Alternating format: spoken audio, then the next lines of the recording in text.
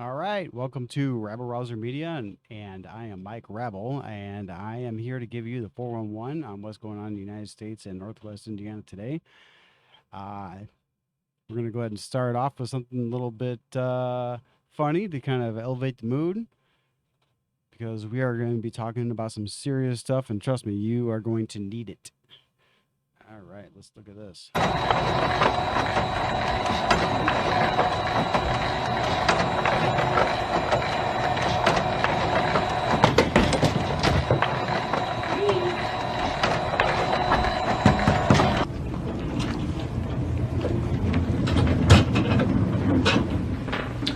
This is about 2.1 million Shruti bucks.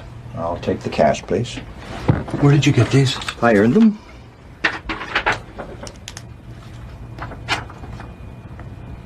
These are counterfeit.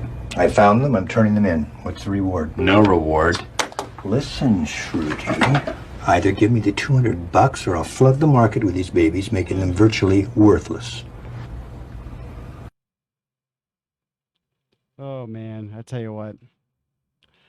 This is priceless. I feel that's what the way the Federal Reserve treats our government, but that's a conversation for a different time.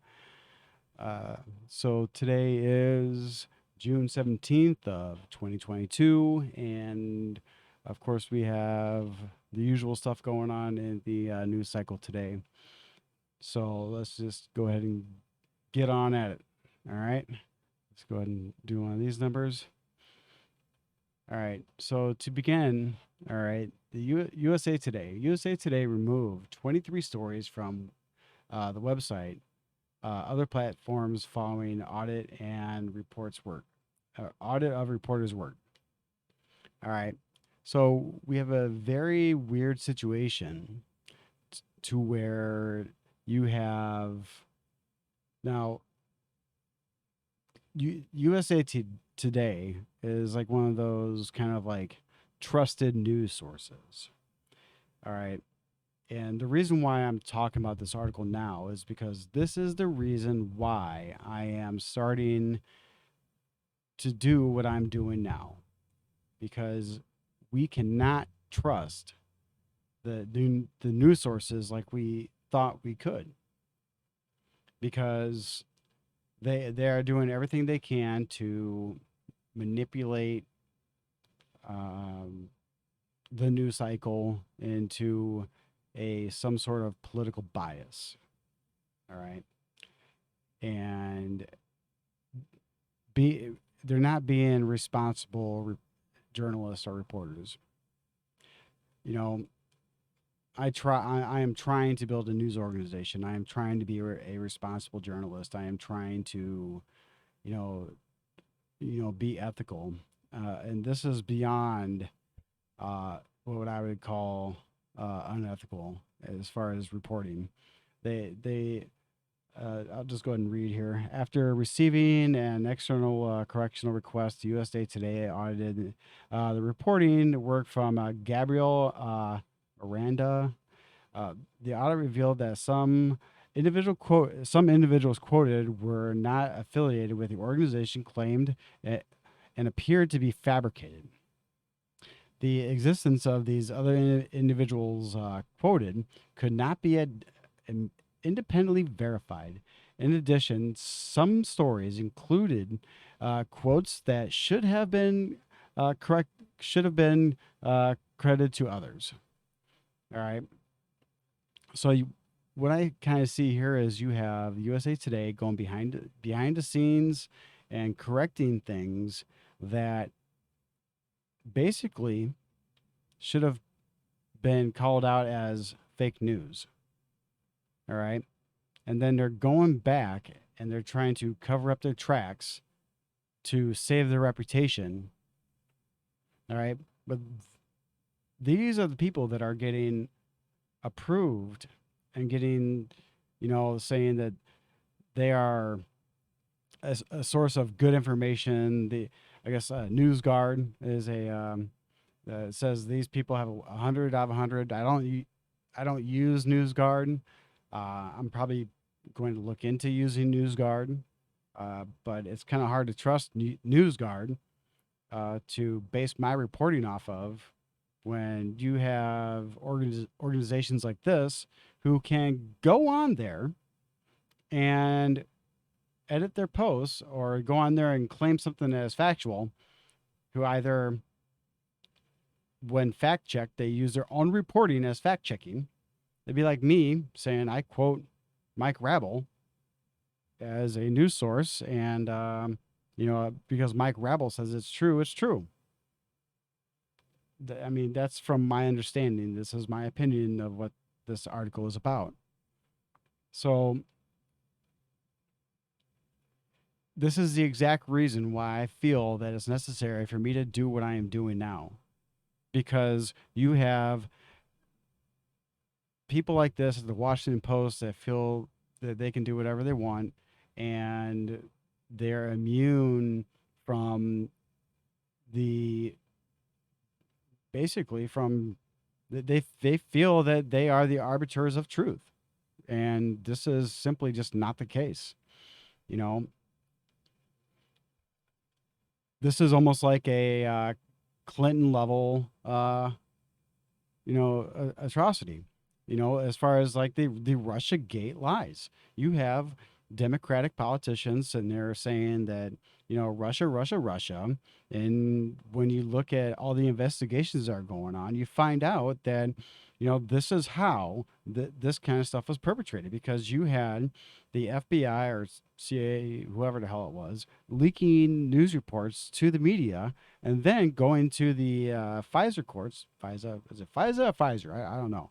Going to the Pfizer courts saying, you know what? Look at this news article. It verifies what we're saying, because these institutions are leaking this information to, like the Washington Post, the New York Times, and all these other like news organizations. Oh, got some news, but they're leaking this kind of stuff to these news organizations, and then filing these warrants to look into Trump and all these other people based off of this false information that they're able to go out there, and these judges are going, oh yeah, someone else is looking at this too, and okay, maybe this is something that's suspicious, and they should investigate this, and it is complete and utter BS.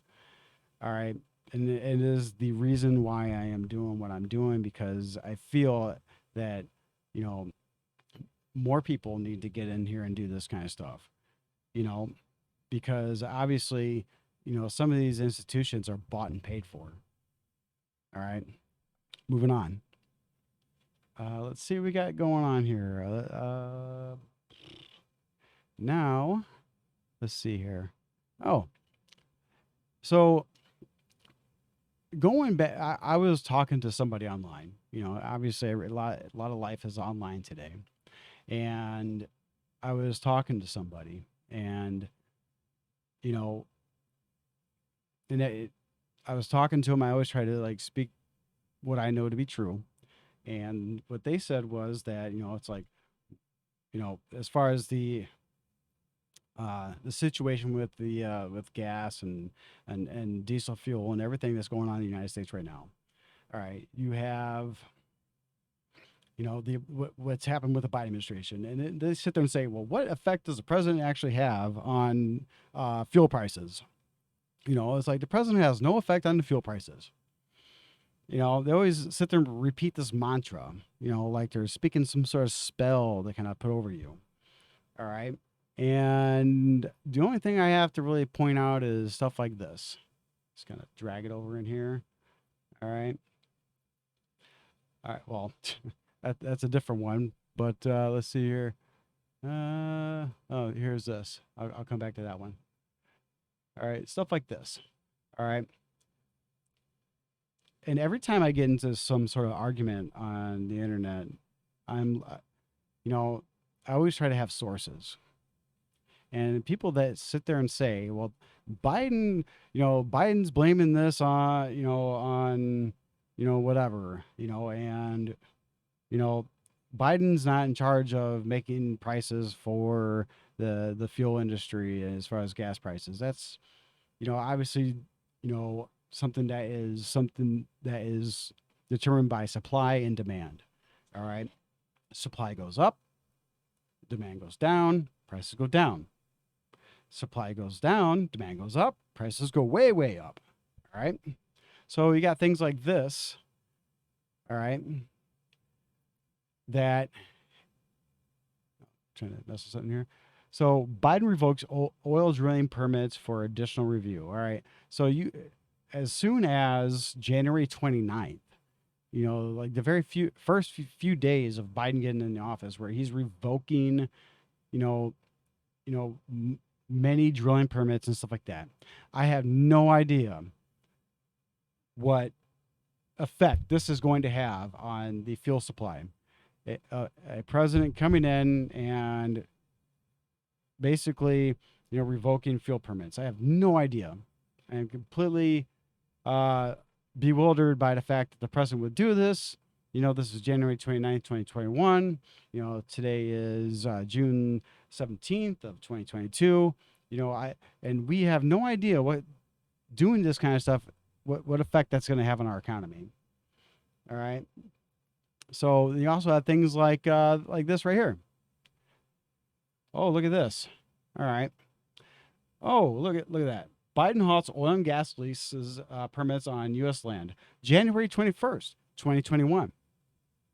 All right.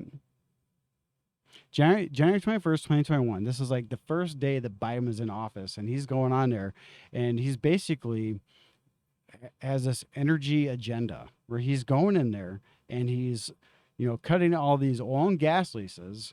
I mean, what do you think is going to happen to, to the oil and gas industries and the prices, with Biden doing this? On some aspect, I can maybe respect the fact that he's doing this for maybe like climate change and stuff like that. But don't hide behind, Russia and all this other kind of stuff. Just own up to it. I am doing this for, climate change, and because we need to be the leaders in the world as far as trying to reduce carbon emissions, which no one else is. I mean, the United States will take the brunt and take the hit, and suffer, but China and all these other countries, they're not going to comply with this Paris Climate Accord. And to be honest, the Paris Climate Accord, there's nothing binding about it. It is nothing but a group of elites getting together saying, oh, we're going to do better, and nothing's going to come of it. Except for the United States is going to try to do what is promised, and everybody else is just going to be like, oh, thank you. We're going to go ahead and keep doing what we're doing and try to reap the benefits of having this, status that we can go ahead and do what we want. All right. And that is not fair to the United States and the citizens of our country. All right. Let's see here. Now, I talked to a lot of people, and they say like Nord Stream, the Keystone Pipeline. They say that the Keystone Pipeline, it would contribute nothing, but it does contribute to the overall supply of oil and gas in the world. All right. You cannot sit there. Otherwise, that oil and gas has to get someplace somehow. All right. I can understand why they didn't want that going through Native American lands and that kind of stuff, and why fossil fuels are bad. I can definitely understand all that, but we're going to basically chop off our nose to spite our face, because we are, we absolutely should be trying to be cleaner. We should absolutely try to work on, cleaner, renewable energy and recycling and all this kind of stuff, but when you have things like this, that just aren't going to work, I mean, it just makes it so hard to trust the people in charge, because they don't have our best interests, and they're not thinking about us first, the people that they're meant to serve. All right. They're just not. All right. They're the elites. They're not going to have to deal with this. All right. they have all the money and the resources to have a private jet and, skirt around all these rules and all this other kind of stuff. But the people that are like you and I, who, have to drive to work, like an hour away from where we live, I mean, I'm sorry, too bad, just you should have made better choices. It's like, I kind of forget where I was going with there, but basically, this stuff isn't good, and for our leaders to basically condemn us with what they're doing, and this is exactly what they're doing. They're condemning us with with these policies. I understand that they're trying to do the right thing by climate, but and what I mean by trying to cut off our nose to spite our face is the fact that they're willing to sacrifice the American economy. They're willing to sacrifice the American way of life and the way of people, or and way of life and the American people, to satisfy their climate agenda. And then they get mad when we actually call them out on it. Hey Biden, you're halting oil and gas leases and permits and stuff like that. And they do that kind of stuff in the very beginning of their administration because they know 100% that people are forgetful, short-sighted, and they know that they can do something in the beginning and then use propaganda and use the power that they have in the media with the stories that I just told you about, that where they can sit there and say, well, that didn't happen. They can go back and correct it secretly. They can go back and, like erase things like it never even happened. And it's very rare that things like that I just showed you actually comes up where, these people are called out on the things that they're doing. All right. And it's not right. Let's see here. Moving on before I get interrupted. Let's see. Oh, yeah, that's what I was going to do. All right, boom. We got that one. Oh, yeah. Biden may issue gas rebate cards. Yeah, the new economic stimulus where the president of the United States goes and issues gas cards to the people. And I'm pretty sure there's going to be some CRT agenda. That's critical race theory, to where the gas cards are going to go to impoverished communities, which inherently I feel is racist. This isn't the direction that the United States should be going in. We should be inclusive, but we are a democratic republic and we need to follow the laws. And the United States doing this kind of stuff is not. I apologize, everybody, for the barking in the background. If you guys can hear that, I definitely apologize. But this is not the direction that the United States needs to be going in. And for the any political candidate that is a Democrat that is running in any of the districts in Northwest Indiana, I will take any candidate seriously.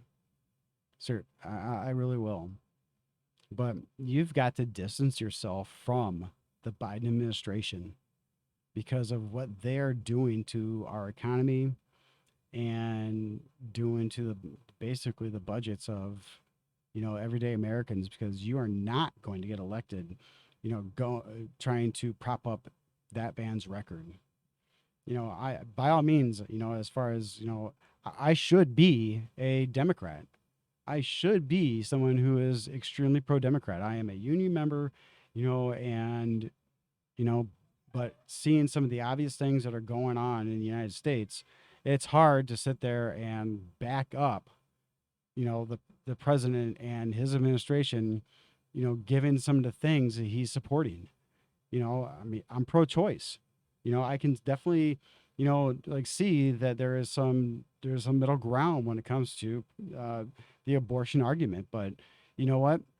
Where you lose me is when you want abortion on demand at will, and to where you can sit there and say that after the point of viability that you can still go in and abort a child, even after, you know, if they were given birth, it would still be considered a viable, uh, you know, human being. You know, that's where you lose me. You know, it's like I can see it. You know, like, you know, you know, incest, rape, and stuff like that. But it's like, I really can't sit there and try to justify it when it comes to, you know, just using it as contraceptive or doing it after the point to where the child was, you know, is able to survive outside of the womb. You know, I just can't. You know, that's where safe, legal, and rare. I can accept that. You know, I but at that, but after that, it's like you guys just kind of lose me. It's like I, I can't agree to that, and that seems what the Democratic Party is kind of trying to go for. It's like I'm pro-choice to an extent, but I'm not pro-choice at all cost. I mean, don't isn't there some sort of limits or something? But anyway, you know, there's a lot that, you know, Americans probably need to be worried about other than what I just said today. You know, and obviously I wish everybody the best of luck, and you know, I love my fellow Americans, and I wouldn't be doing what I'm doing right now if I didn't think that it was important to sit there and actually speak up and talk about this kind of stuff. So if you can, please hit the like button and share this video. Let the YouTube algorithm know that I'm here, and let them know that you want to see my content, so that way we can actually start trying to make a difference in what's going on. All right, I'm depending on you guys to help me out. And if you help me out, you know, I'm gonna do everything I can to, you know, help you out by just being honest and trying to do the best, be the best person and the best reporter that I can possibly be. All right. But you guys have a wonderful day, and I wish you nothing but the best. Try to get out of the heat, and I look forward to seeing you tomorrow. All right. Talk to you later. Bye.